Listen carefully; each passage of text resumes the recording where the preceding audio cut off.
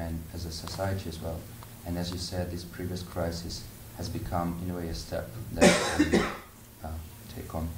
And when we say that the community will flourish, it seems like we start to expect we would only sing and chant and everything will go quite easy. But on the other hand, if we want to make another spiritual step, then we should expect even more difficulties and even more severe hardships. Otherwise, how can we grow? Because ultimately that's the way we can evolve, isn't it? Yeah. Well, it depends how you take it, right? There is hardship, but sometimes that hardship becomes the source of peace. Like an example that comes to my mind is a warrior, a Kshatriya. You know, he goes into the battlefield. And apparently, it's such a hardship. He is fighting, you know, and he can die at any time. But that is how, you know, being involved in a war, he derives his joy. His excitement lies in being in the battlefield. That's what Krishna is telling Arjuna, that for a Kshatriya, such a battle is, what's the expression Krishna used, is rare to come across. Happy Kshatriyas to whom such fighting opportunities come sought, opening the doors to heaven. Right. So you see, a devotee will endeavor to push this movement forward, no matter how difficult it is, and by doing that, he will experience his joy of the heart. Just one more short remark, because that was actually what I was going to add, because in a way, once you became conscious and you understand how Maya actually wants to overcome you, then you are alert almost 24 hours a day, and you feel you're in this mood of struggle, in the mood of excitement, being Krishna conscious, and knowing that each time you're just about to fall, and the only way you can go through is to struggle. Not really. Devotees are not Maya conscious. Devotees are Krishna conscious. 24 hours a day, every moment, a devotee thinks about Krishna. And by doing that, Maya automatically. On the other hand, if the devotee is always thinking, oh, I'm a fallen, this is fine, you know, then he is making himself vulnerable. The way to conquer Maya is by Krishna consciousness. Okay, I'll take the last question. Yes. Thank you very much. Just two quick questions, really. The first one is it true that Srila Prabhupada said in our consciousness we should see all women as mothers, even women who are younger than us, and if so, how? And the second question is it true that Srila Prabhupada said we should address all women, even women younger than us, as Matajis, and women older than us as Matajis? Or is it we should address our senior ladies as Kudru? Would you clarify those 2 points?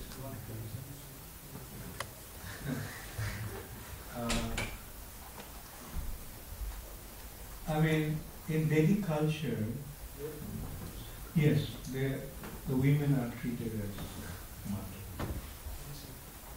And it will depend, you know, like a child who you're looking at with affection. I mean, you don't really, you know, it will be rather artificial to think that that is a 5-year-old child. But it is the attitude. And the point is, just as looking at your mother, you become free from sexual pain. Similarly, looking at every woman, you should become free from sexual pain. And so that is the, and Chanakya Pandit's statement in that respect is Matrivat Paradareshu. Others, Paradareshu means others' wives should be seen as mothers. And the main point is, and of course for a devotee, devotee sees everyone as a spirit soul, meaning everyone is a servant or main servant of Krishna, engaged in serving Krishna, while he himself is serving Krishna.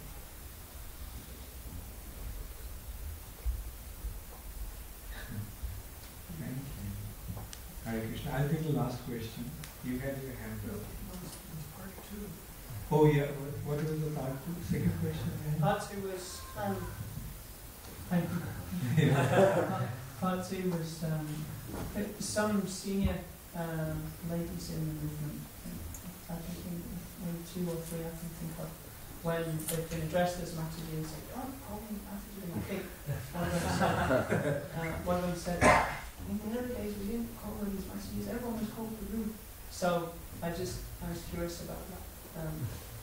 I prefer not to comment on that.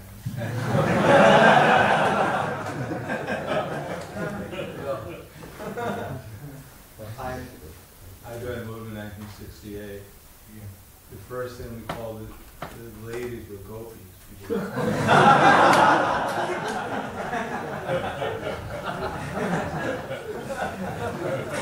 called it they were all gopis. But after that, we never called them Prabhu. It was only Madhavi.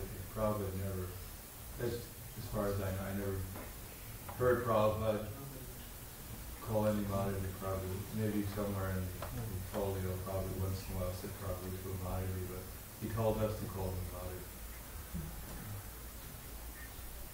And another way is sometimes, you see, the father may call his daughter as princess.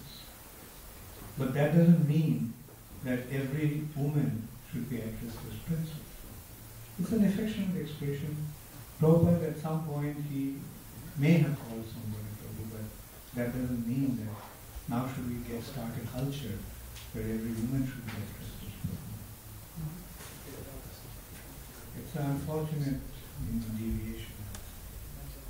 That's why I didn't want to comment. I'm sorry that I ended up.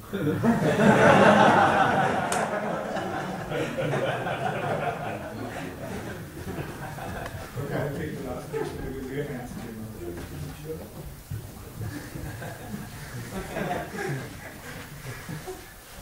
Maharaj, and just I have a question in regards to the term getting up sex desire.